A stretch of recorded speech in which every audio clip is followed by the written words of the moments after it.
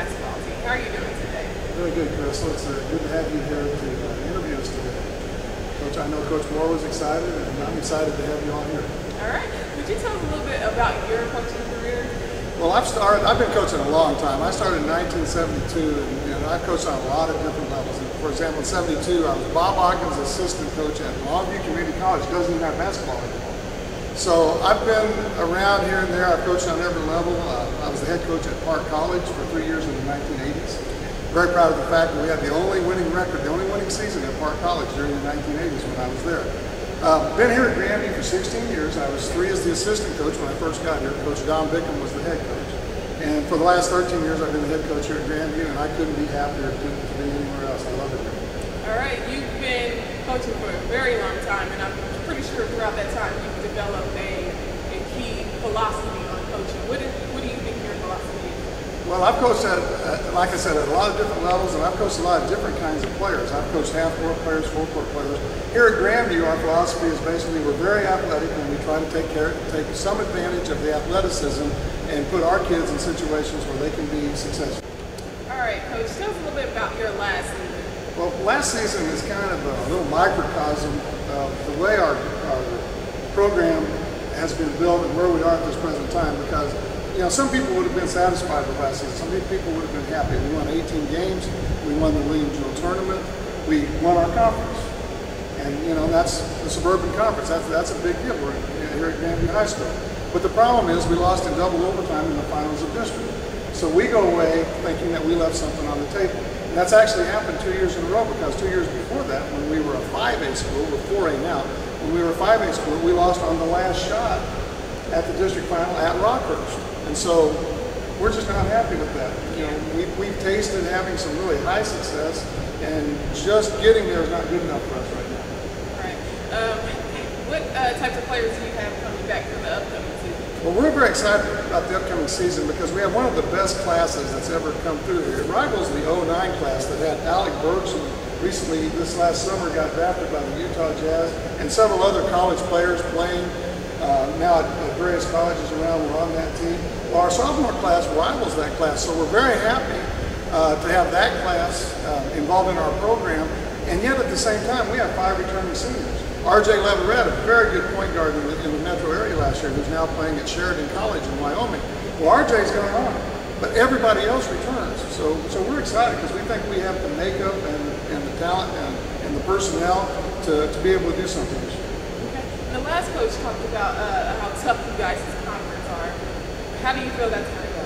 Well, it's a little bit different on the boys' side because the suburban conference schools that we're with in the small conference are not basketball schools. They're football schools, and they have great girls basketball. Our football team has a monumental task every night out, whereas the tough teams in our conference are the Liberty Norths and Kearney and Platte County, and those are people that we're very comfortable playing with. So we've won the conference 2 out of the last 3 years, and so we're very comfortable playing in that conference. All right, Coach, how important do you think it is to have the administration behind you and the actual student body?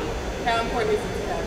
Well, we've actually been blessed here. Our principal at the high school here was previously a basketball coach on my staff, so I get very good cooperation with him, obviously. The student body has been great. I'll never forget when we went down and played in the final game 2 years ago in 09, played against Chaminade down at Mizzou Arena. Our student body showed up in numbers, and they were painted up, and they were excited, and I'm getting goosebumps just talking about it right here, talking to you, because it was a very exciting time. And so we know that if we put the product out and the way we play, we're getting up and down the floor a little bit, we get our students behind us, and then with that administrative support. And then in the last few years, we've begun to get a lot of community support. When I do my game program, I get 20, 25 businesses that will support our program. Everything from Superior Lexus to local doctors and lawyers here in the community, get a lot of good support from that. So we're really excited about playing in this area and playing our brand of basketball and getting people excited around us. Okay, and we like to say something like through sports, our kids can know the value of education. What does that mean to you? What do you stress as far as education? Well, we are total supporters of education. For example, at our school and the state MSHSAA guidelines, We're a block scheduled school, so we have 8 classes. And according to MSHSAA in our school, you have to be 7 out of 8.